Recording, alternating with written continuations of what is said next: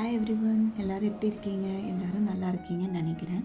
இந்த வீடியோவில் உங்களோட நான் என்ன ரெசிபி ஷேர் பண்ணிக்க போகிறேன்னா, ஒரு ஹெல்த்தியான ஐஸ்கிரீம் ரெசிபி தான். வாங்க வீடியோக்குள்ளே போகலாம். அதுக்கு ஃபர்ஸ்ட் ஒரு வெயிங் மிஷின் எடுத்துக்கோங்க. மேலே பவுல் வச்சுட்டு ஒரு 360 ml 370 ml பால் எடுத்துக்கலாம்.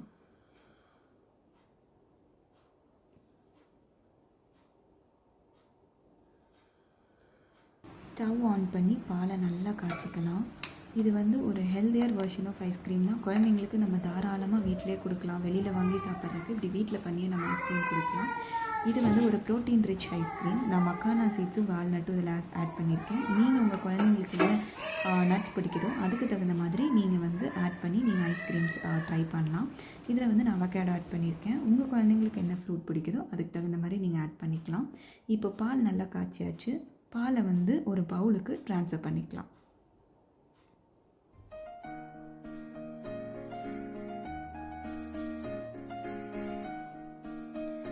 சூடாக இருக்கும் போதே இதில் நம்ம நட்ஸ் ஆட் பண்ணிக்கலாம். அதுக்கு ஃபர்ஸ்ட்டு நான் மக்கானா சீட்ஸ் ஆட் பண்ணிக்கிறேன். 6 to 8 டேபிள் ஸ்பூன் மக்கானா ஆட் பண்ணிக்கிறேன். இன்றைக்கி நான் 360 ml பால் எடுத்துக்கிறேன். அதுக்கு தகுந்த மாதிரி நான் மக்கானா சீட்ஸும் வால்நட்டும் ஆட் பண்ணிக்கிறேன். நீங்கள் எவ்வளோ ml பால் எடுக்கிறீங்களோ அதுக்கு தகுந்த மாதிரி இந்த நட்ஸோட மெஷர்மெண்ட்டை அட்ஜஸ்ட் பண்ணிக்கோங்க.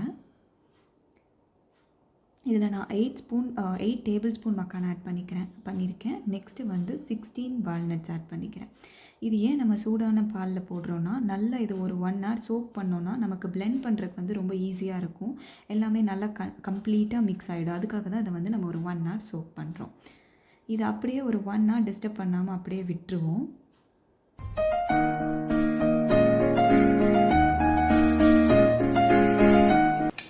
நெக்ஸ்ட்டு அவகேடோவை 2ஆக கட் பண்ணிக்கலாம்.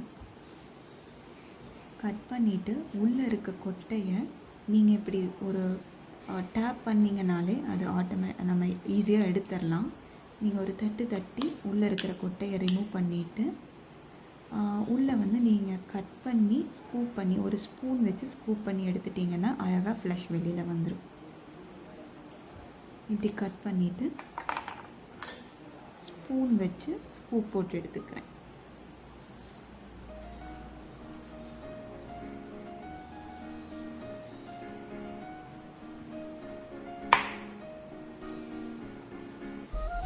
நல்லா பழுத்த அவகேடோவாக பார்த்து வாங்கிக்கோங்க நீங்கள் செய்யும்போது, அவகேடோவில் செய்கிற மாதிரி இருந்தால். இப்போது இந்த சைடு பார்த்திங்கன்னா 1 மணி நேரம் கழித்து மக்கானாவும் வால்நட்டும் நல்லா சோக் ஆகிடுச்சு. அதில் ஒரு 9 to 10 டேபிள் ஸ்பூன் ஹனி எடுத்துக்கிறேன் இன்றைக்கி ஸ்வீட்னஸ்க்கு. இப்போ கட் பண்ணி வச்சுருக்கிற அவகேடோவை அந்த பால் இருக்கிற பவுலில் நம்ம கம்ப்ளீட்டாக போட்டுருவோம்.